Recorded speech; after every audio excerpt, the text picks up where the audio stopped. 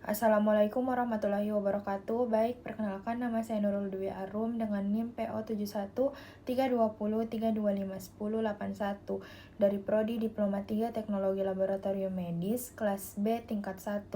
Di sini saya akan menjelaskan materi tentang pengenalan sel darah, bentuk normal dan abnormal, leukosit, trombosit, dan eritrosit.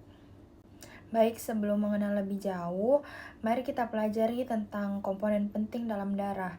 Darah adalah jaringan cair yang kompleks yang terdiri dari plasma. Plasma adalah cairan dan sel-sel darah. Adapun fungsi darah yaitu mengangkut oksigen, nutrisi, hormon, dan zat sisa. Dan darah juga melindungi tubuh dari infeksi serta mengatur suhu dan keseimbangan cairan. Selanjutnya saya akan menjelaskan tentang jenis-jenis dari leukosit. Yang pertama ada yang disebut dengan neutrofil. Nah, neutrofil ini terbagi menjadi dua bentuk, normal dan abnormal. Nah, bentuk normal dari neutrofil adalah inti selnya itu bersegmen 2-5 lobus. Sitoplasmanya berwarna merah muda dengan granula halus. Nah, ini adalah bentuk normal dari neutrofil. Selanjutnya ada bentuk abnormal dari neutrofil. Yang pertama ada yang disebut dengan hipersegmentasi. Hipersegmentasi ini intinya memiliki lebih dari 5 lobus. Misalnya pada penyakit anemia megaloblastik. Ini adalah bentuk abnormal dari hipersegmentasi. Yang kedua, ada yang disebut dengan granulasi toksik. Nah, granulasi toksik ini granulanya lebih kasar dan gelap, misalnya pada infeksi berat. Ini contohnya. Selanjutnya yang terakhir ada sel blast atau sel imatur dengan inti besar dan sitoplasmanya itu sedikit, misalnya pada penyakit leukemia. Selanjutnya ada jenis-jenis leukosit yang disebut dengan limfosit.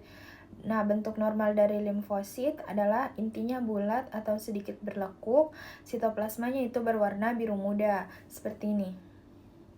Selanjutnya bentuk abnormal dari limfosit, yang pertama itu ada limfosit atipikal. Nah, limfosit atipikal ini ukurannya lebih besar dan intinya tidak teratur. Misalnya pada infeksi virus seperti mononukleosis. Seperti ini. Kedua ada sel limfoma. Nah, sel limfoma ini limfosit abnormalnya yang membelah diri secara tidak terkontrol pada limfoma. Seperti ini. Selanjutnya, jenis leukosit yang disebut dengan monosit. Nah, monosit ini memiliki bentuk normal dengan inti berbentuk ginjal atau tapal kuda. Sitoplasmanya berwarna abu-abu kebiruan dengan vakuola kecil. Selanjutnya, bentuk abnormal dari monosit sulit dibedakan secara morfologi. Biasanya dinilai secara jumlah yang abnormal. Bentuk normalnya seperti ini. Bentuk abnormalnya seperti ini. Selanjutnya ada yang disebut dengan jenis leukosit eosinofil.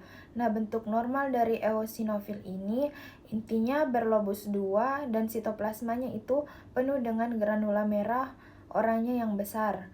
Bentuk abnormalnya adalah peningkatan jumlah eosinofilia ini pada infeksi parasit atau bakteri. Bentuk normalnya seperti ini, bentuk abnormalnya seperti ini.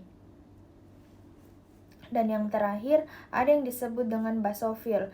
Nah, bentuk normal dari basofil ini intinya tidak beraturan, tapi sitoplasmanya ini penuh dengan granula biru kehitaman yang besar.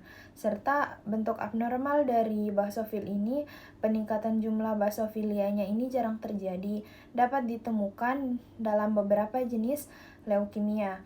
Bentuk normalnya seperti ini, dan bentuk abnormalnya seperti ini.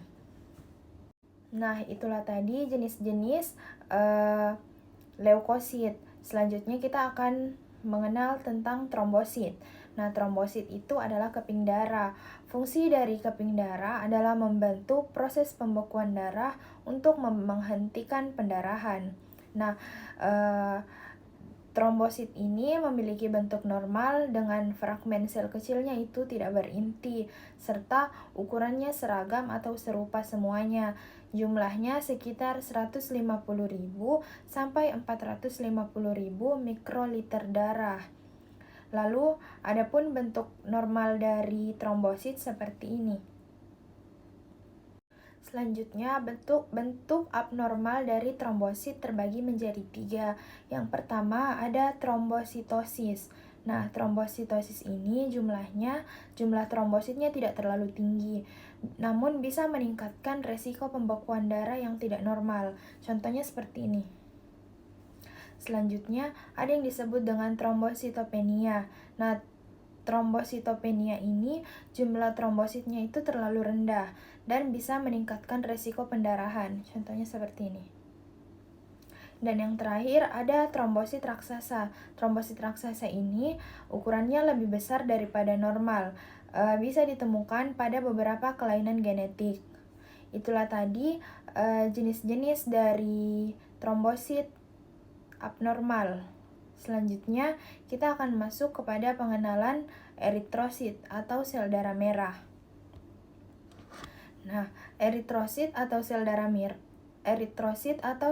merah memiliki fungsi mengangkut oksigen dari paru-paru ke seluruh tubuh dan membawa karbon dioksida kembali ke paru-paru. Adapun bentuk normal dari eritrosit adalah bentuknya itu seperti cakram bikonkav, dan bentuk normal dari eritrosit ini tidak memiliki inti. Ukurannya seragam atau serupa semuanya. Warnanya merah muda karena hemoglobin. Nah, selanjutnya adalah bentuk-bentuk abnormal dari eritrosit. Yang pertama ada anemia sel sabit. Anemia sel sabit ini berbentuk bulan sabit, kaku, dan sulit melewati pembuluh darah kecil. Ini adalah gambar dari anemia sel sabit. Yang kedua ada sferositosis. Sferositosis ini berbentuk bulat dan mudah pecah. Ini contohnya.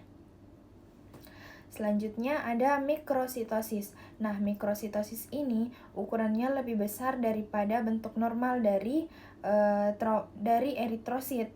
Contohnya pada anemia megaloblastik. Ini contohnya.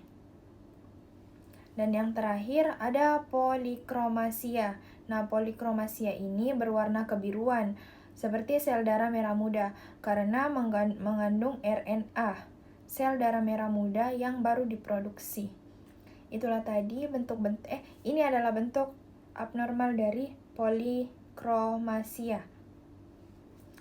Nah, itulah tadi bentuk-bentuk normal dan abnormal dari eritrosit, serta telah berakhir juga pengenalan sel darah, leukosit, trombosit, dan eritrosit. Adapun pentingnya mengenali bentuk abnormal sel darah itu adalah kita bisa membantu dalam diagnosis beberapa penyakit seperti infeksi pada anemia, kelainan pembekuan darah, serta kanker darah. Fungsi lainnya adalah membantu dalam memantau perkembangan penyakit dan respons terhadap pengobatan. Sekian dari saya. Wassalamualaikum, kurang dan lebihnya mohon dimaafkan. Wassalamualaikum warahmatullahi wabarakatuh.